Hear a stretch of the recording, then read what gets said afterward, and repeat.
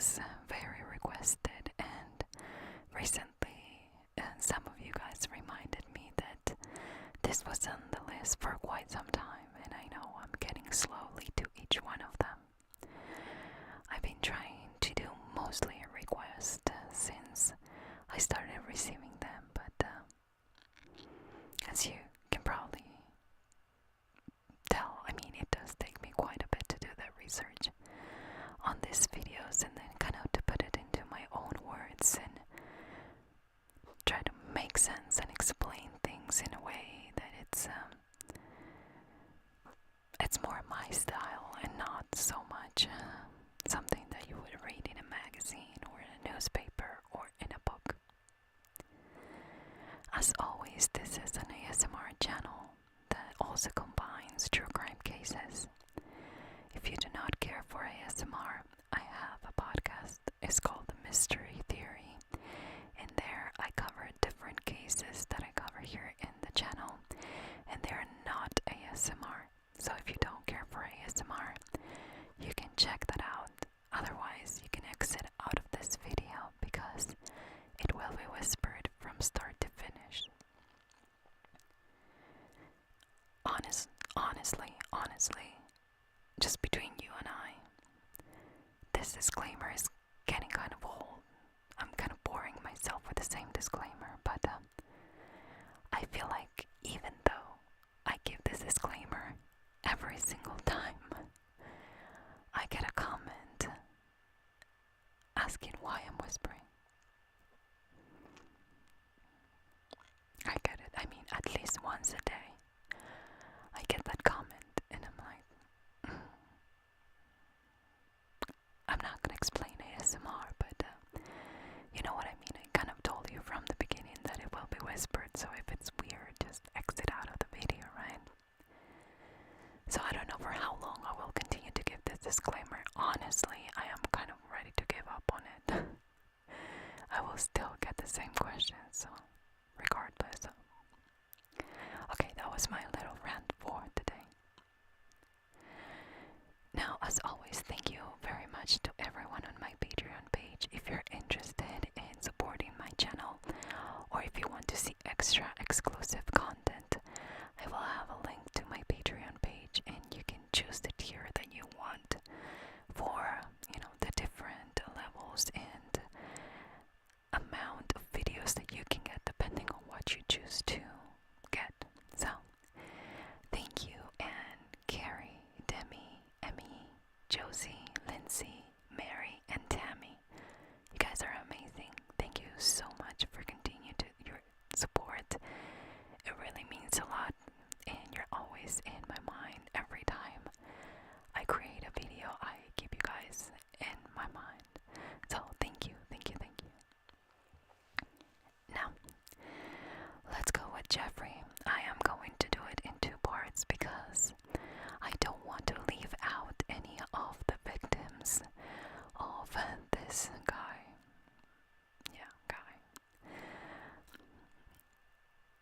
I feel like they're all very important, and I feel like if you know how many people this guy killed and how he did it, it's going to give you a better idea of why he's one of the scariest serial killers that, when you listen to this story, if you don't know what I'm talking about, it's pretty scary. And not only that, but he was always being treated as a psychopath after he was apprehended, but this is kind of the perfect description of a psychopath, and you're gonna see it, and it's scary. It's scary. I cover what a psychopath is in my podcast last week on Wednesday, so if you want to check it out, again, check that little, I think it's only about 30 minutes, but you will be an expert of, about the differences between what a psychopath and a sociopath, and get ready, because it's pretty intense. Now, Jeffrey Lionel Dahmer was born on May 21st, 1960. was the oldest of two sons, and his parents' names were Joyce and Lionel Dahmer. His parents from the beginning had a problematic relationship.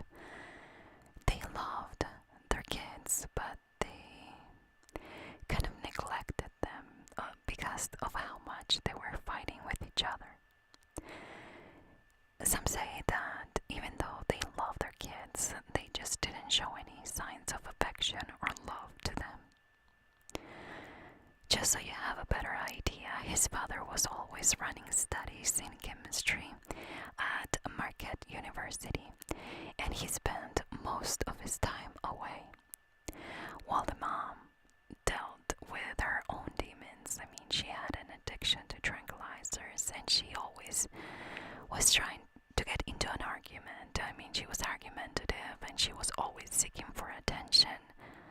I know a few of those ladies. Well, let's keep going. She wanted the attention from her husband, and I feel like the responsibility of being left behind with the kids and she having so many problems, it was something that made her seek for more attention, especially the attention from her husband. Now all that kind of craziness left Jeffrey on the outside. He was the oldest one, so he had more responsibilities because he was older, and he watching everything and kind of understanding a little bit more compared to his brother that was younger. He grew up as a withdrawn, reserved child with only a few friends, but he had a particular interest in animals and insects, and he started to collect them. And it got to the point that he would collect roadkill carcasses, and he was fascinated with their bones and how they worked, and so he started to dissect them in his own home. Well, actually, it wasn't inside his house, it was in the tool shed that they had in the back. His parents knew about this, but specifically the father was kind of encouraging him to do these things because he thought that it was something that he was interested in, that something scientific, something that had to do with his development and himself being a man of science. I mean, it did make sense that his son had some kind of interest. So he decided to teach him how to bleach and preserve animal bones, because that was something that he knew for his work. Now, just so you know, I wrote all this down. I don't know, usually I do it on the computer, but I wrote this down, so I'm going through my notebook, and if you hear a weird noise, it's just me turning the pages of the story and kind of the timeline that I'm gonna go through. During high school, he was known for being a lonely guy, an outcast, but he loved to pull pranks on his friends. He was very well known for that. So he became a little bit more friendly, and he had a little bit more friends compared to what he had when he was younger. In the freshman year, his teachers described him as polite and highly intelligent, but he was apathetic towards school and friendship. So maybe he was a bully, and that's why he was pulling pranks on people. I don't know. I'm just saying. I didn't find anything like that. By the age of 14, Jeffrey started abusing alcohol. Very, very young. So much so that he would take it to school to drink during school hours. I mean, he was an expert in hiding this and continued to drink while he was at school.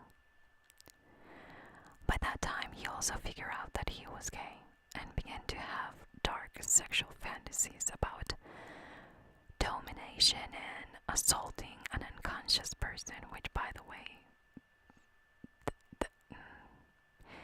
I mean, he's a psychopath, but that should be a big red flag, right?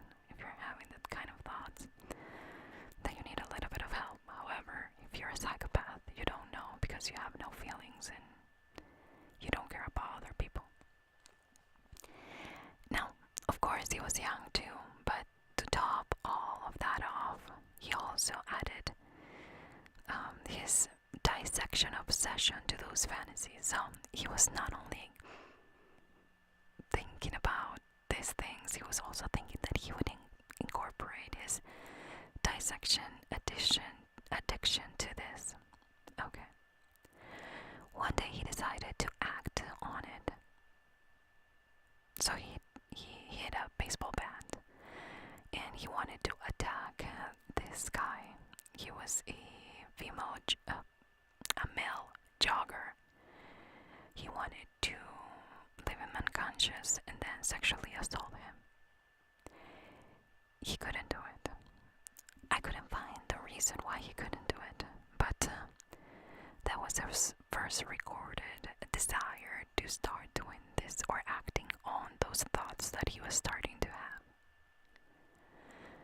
Now in his senior years, there's a lot of anecdotes and stuff that people talk about of what happened to him, but just so you have a better idea, his parents got divorced in his senior year in high school, and Jeffrey started to struggle in school. I mean, he wasn't, you know, the best student. He wasn't going to be valedictorian, but he did good in school, and then all of a sudden his grades started to go down, and apparently the divorce at first was going smoothly, but things got worse, and the parents started fighting in front of Jeffrey and David.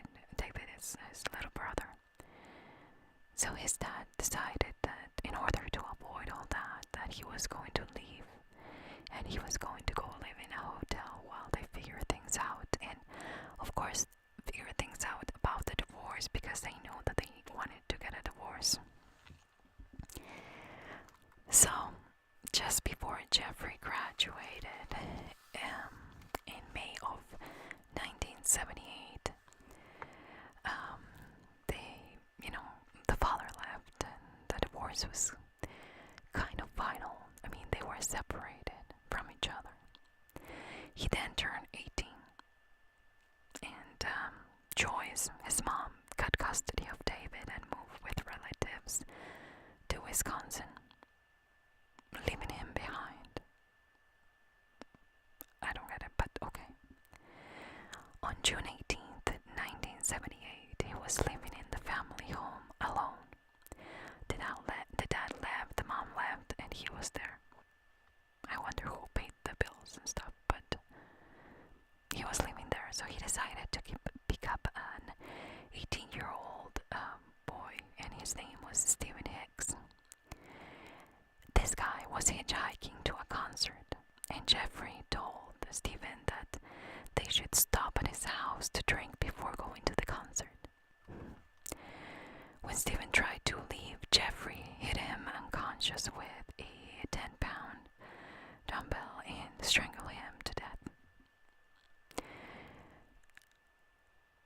He kind of repeat this behavior, so I'm not going to be as specific on each one of the cases, but just so you know, he satisfied himself with the body, and then he dissected it in his crawl space. I mean, then he decided to bury the body in his backyard for several weeks, but then he thought about it and he wanted to kind of get the body back and dissolve it, or at least try to dissolve the flesh with acid and then flush it down the toilet. And then he crushed and scattered the bones in a nearby forest. And that was only the beginning. Now Lionel Dahmer, his dad, then moved in with his son to the house, but he wasn't alone. He moved in with his fiancée, and Jeffrey decided to enroll at Ohio State University as a business major. But I'm not sure if he quitted or what happened, but after one term he stopped attending. What I could gather about this is that his alcohol abuse was getting worse and worse and worse, and that had a lot to do on why he only attended one term. enlist in the army, training as a medical specialist at Fort Sam Houston before he was sent to Baumholder, West Germany. I'm probably butchering that. And also my handwriting sometimes when I'm in a hurry, yeah, you know what I mean. On July 13 of 1979, and he went there to serve as a combat medic. He at the same time continued to drink. He just couldn't give up. He was an alcoholic. So he got discharged in March of 1981. Years later, after he got discharged, 2 soldiers reported being sexually assaulted by Jeffrey during their time in Germany. Now you're probably thinking, did he go to jail for this? Well, I am not even sure. I don't think so. I couldn't find anything that said that, he even went to court or anything like that. I think that they just said that, but nothing was done.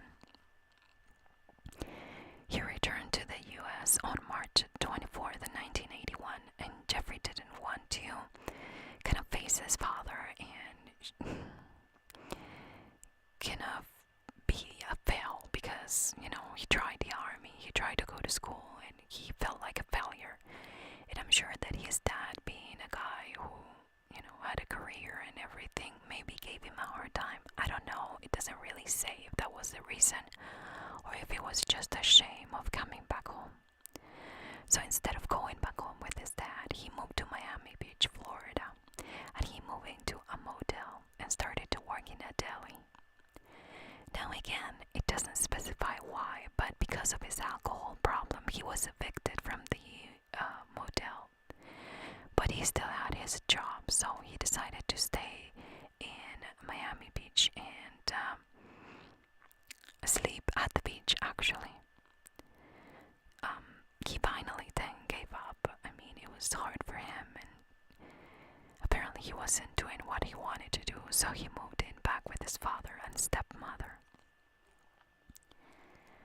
Needless to say, drinking was getting worse, and he ended up in jail shortly after his return to his dad's home. His dad tried to help him, but he just couldn't do anything. So, I mean, this is the kind of nonsense that I don't understand.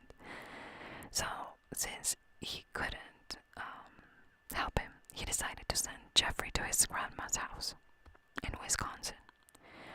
I am assuming that this is the maternal grandma because remember that the mom moved to Wisconsin with some relatives, but this says that everything that I researched said that he moved in with his grandma and not with his mom. At first, things seemed to go well with the grandma, and just, she was mad because he was drinking a lot and she could see how he had a problem, but other than that, they got along. But didn't last long. He got arrested again, and this time it was for exposing himself to women and children at the State Fair Park. I mean, okay, sure. I don't understand how he got away with so much stuff, and you'll understand why. I'm just getting aggravated because I know the end of the story. Then again, he exposed himself to a couple of boys, and he got away with probation and counseling. So he was flashing to pretty much everyone, and he was not. I mean, it's getting ridiculous, but it's gonna get worse. He was also frequenting the Milwaukee gay scene, and he reawakened his fantasies in 1985. So he was, flashing himself to people and stuff like that. But after that first person that he killed, he just kind of tried to stay away from it. But apparently back in 1985, or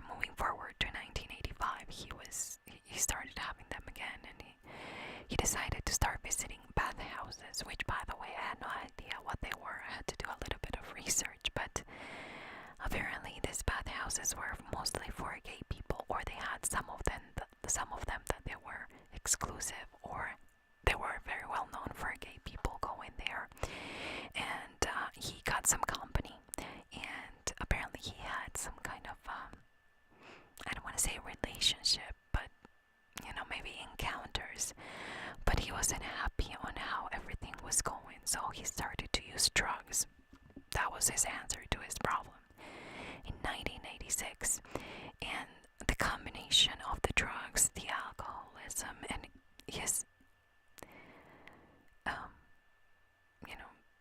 problems in his head, because this guy is really troubled. They made him bolder, so he started to assault people there in the bathhouses. So they revoke his membership. What? Did he go to jail for assaulting people there? Well, apparently revoking his membership was going to be even worse. He then tried to steal a body from a recent deceased teenager because he wanted to keep it with him. But when he tried to dig up the grave, the soil was very hard packed and it was hard, so he decided to give up. I feel like I'm reading a scary story written by a second grader, because it's all over the place, and I'm just going through a timeline, okay? Now on September 15, 1987, Jeffrey invited Stephen Twomey to his room in the Ambassador Hotel. He planned to drug him and abuse him, but the next morning, Stephen was dead, and Stephen's chest was crushed in, and Jeffrey was left with marks and bruises. But he couldn't remember what happened, so he left the hotel room and purchased a suitcase, put Stephen inside, and took him to his grandma's house. Okay. Where he dismembered him, then tried to dispose of the body, only keeping the head. He cleaned it and he bleached it and used a combination of bleach and detergent solution for his twisted purposes. He wanted to keep the head, and then he realized that it wouldn't work and got rid of it too.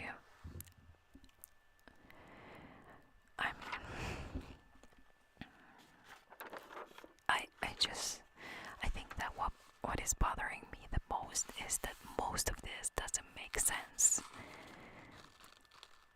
And I can't believe nobody could tell that this guy had some kind of problem, even the police. Then he began to look for the man, for a different man to take it to his grandma's house and killing them there.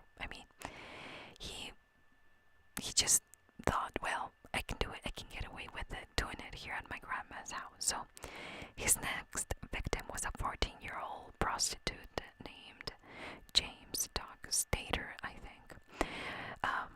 Again, I'm trying to understand my own writing, and when I write names, apparently I'm not good at it.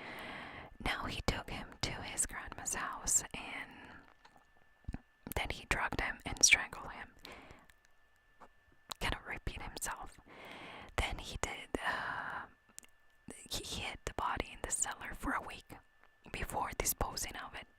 Now, did the grandma live there? Because apparently she did. How can you not smell a guy? I'm wondering if he did something so she couldn't smell him. Having all the knowledge about bleaching bones and dead bodies and carcasses and stuff like that. I'm wondering that, because otherwise, poor grandma. She either couldn't smell anything or she wasn't paying attention. The smell of a dead body, it's one of those smells that it doesn't compare to anything else. Anything. So, now let's move on to March 24, 1988. He met this guy. His name is Richard Guerrero, and he offered $50 to the guy to go hang out with him for a night. He drugged him and killed him, just like the one before him. Then he performed acts of necrophilia process to get rid of the bodies. I mean, pretty much the same thing. He would cut them up, try to get rid of the flesh. I mean, spread the bones, get rid of the bones, and he continued to do that over and over. But on one occasion, his grandma got home, and the victim was still there. And apparently, Jeffrey was making some kind of a coffee with the drugs inside, to kill this guy. But since the grandma got home and she didn't want men in the house, she kind of spoke him, and that guy survived thanks to the grandma. On September of 1988, his grandma finally had enough. I mean, she was mostly upset about him bringing men to her house. Random people that she had no idea who they were. He didn't have a partner. He would bring, different men.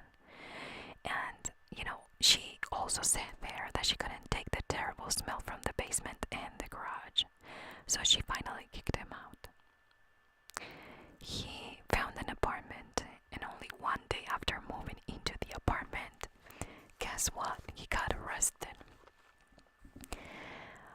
for drugging and molesting a 13-year-old boy. His name was Kaisen. I mean, this kid ran away from his apartment. I mean, he didn't kill him, but he reported Jeffrey, and Jeffrey was convicted of sexual assault and other charges in January of 1989. But before he went to jail, between his conviction and his sentencing, he moved back with his grandmother to kill the 5th victim because he didn't have enough. I don't know. He killed the 26-year-old. His name was Anthony Sears, and he did the same thing. And then he tried to preserve his body because he was attractive. He fell and had to get rid of it at the end, but he kept the head and the genitals in his work locker. How can this guy get away with this stuff? I mean, please tell me, how can people not smell or not see or not realize that this guy is okay? If he's a psychopath, he can hide it, but goodness gracious, I mean, how can you not smell this?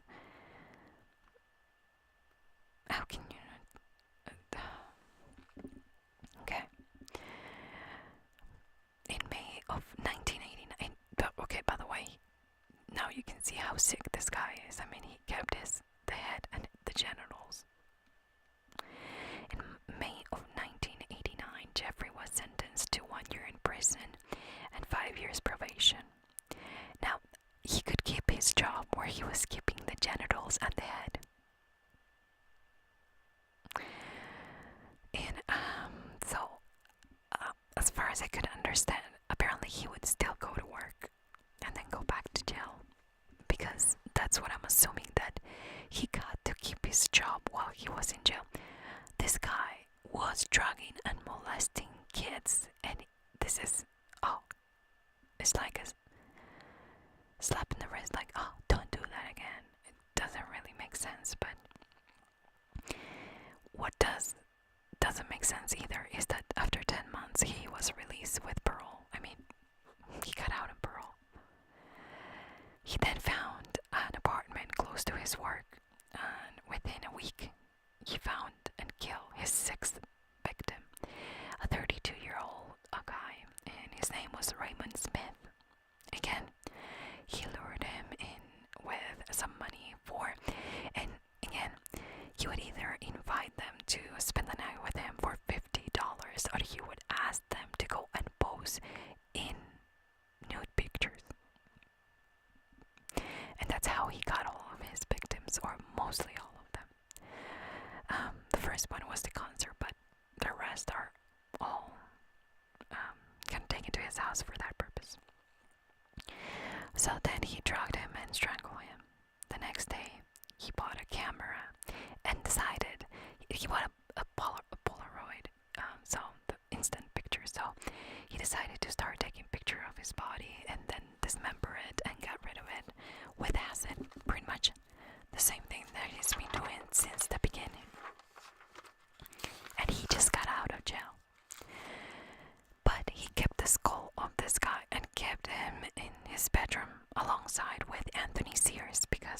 was the first one that he wanted to keep.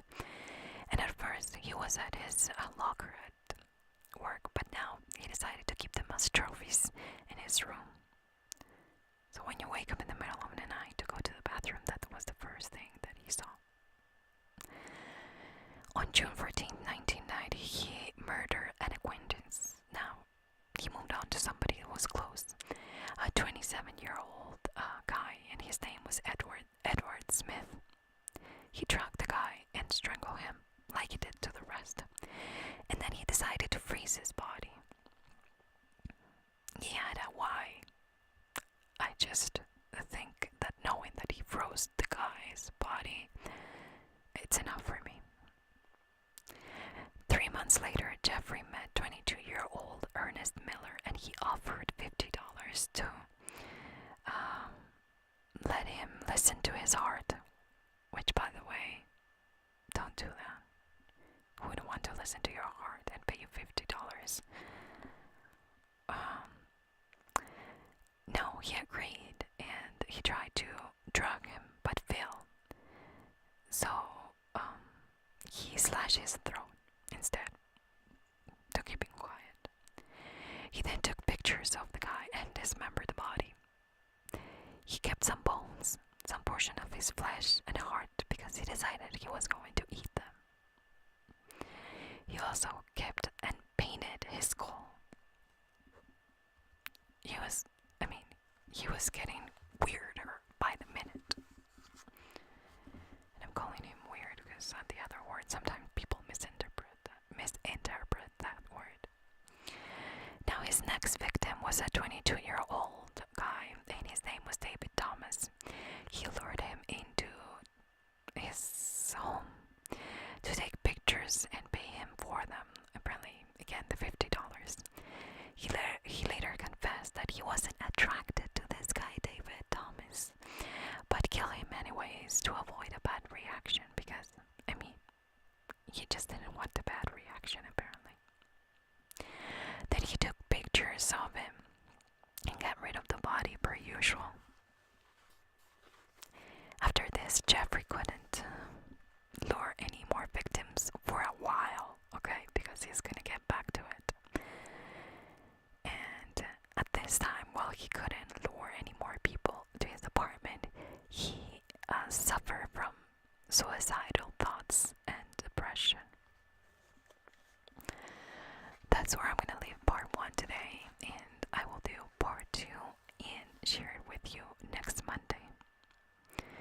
I am pre-recording all these videos because I won't be here to do it, so I hope that you are enjoying all these scheduled videos that I have for you.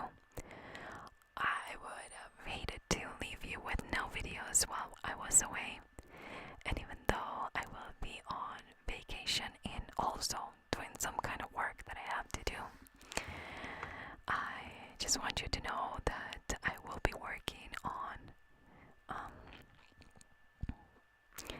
different videos that I want to share with you, and not only the beach, but a special place that I want to bring to you that I think it's very peaceful, and I don't know, I just think that it would be nice to have it in my videos to kind of change it up a little bit. This story will be continued, and in the next part I'm going to talk to you about a couple more victims, and one that actually got away, talked to the police, and kind of unravel everything that this guy was, and how the police actually found out what he was doing, how the pictures helped. I'm going to go through all the details, and it's going to get real after that. So I hope that you join me on Monday for part 2. Again, I think that this is one of the cases that it is scary, but I think what's scarier about this case is that the police had more than one chance to put this guy away for a long time, and they chose not to do it.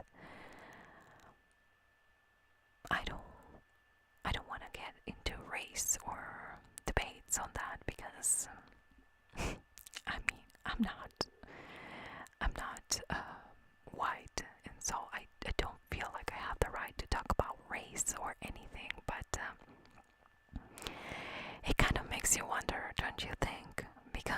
This guy, if you look at him, I'm gonna try to put a picture on the screen now. He looked like a normal guy. Like, you would never guess that this guy had a twisted mind like he did. So maybe he did fool the police to believe that, oh, I'm not gonna do this again. But how? How can this guy be on the streets if he is flashing to kids, if he's drugging them, if he's abusing them, if he is abusing co-workers, if he's being discharged from the military, if he can't keep a job? I mean, isn't that enough proof that there must be something wrong with this guy? I have to say that it really is a little bit more scary, the part that the police couldn't see the signs and they just didn't do a better job in this. I understand that depending on the crime that you commit, it's going to be the time that you will serve. But believe me, this guy had more than enough encounters with the law. And I think that they should have kept those things in mind every time that he went back to jail. And it wasn't taken into consideration, so things happen how they happened.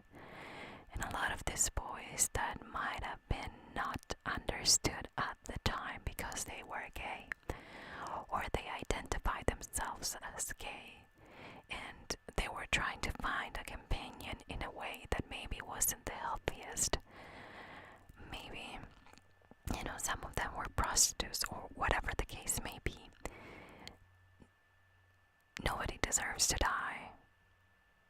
And I feel like back then it was such a secret to be different. It was such a secret to be gay that I feel like he probably could have gotten away with a lot more because of people not wanting to say that, they were being abused, or that they were in a relationship, or that they knew this guy, what he was doing, or, how do you know? Where were you? Are you gay too? That kind of question that back then, I mean, even today, I don't care what people say, there's a lot of, people fighting for equality, but that doesn't mean that they get treated equally. They don't. And so if in 2018 we're thinking about that we have to fight for rights of equality, because of your sexual orientation, or because of the color of your skin, or because the language that you speak, or because of how poor or rich you are. Think about back then. Wouldn't that be horrible to be living in a world where you will be rejected if you're gay? People didn't understand how things were, and I am not excusing Jeffrey because he was sick. He was sick and he did horrible things, but I'm not excusing him. I'm just saying that I feel like a lot of those victims that actually followed him were looking for that, company. They were looking for somebody to hang out with that was the same as they were. And maybe they were looking into a relationship. I mean, Jeffrey wasn't a bad-looking man. Not at all. And these boys that went with him, or men that went with him, they were not bad-looking men either. He wasn't picking up, homeless people or people that lived in the streets. I mean, he was picking up people from all places, all kind of places. And I feel like they followed him just because of the misunderstanding of society and how they kind of always wanted to find somebody, that was like them, that they could talk to, that they feel good with. And sadly, Jeffrey, even though he was gay, he had, a lot of complications in his head, and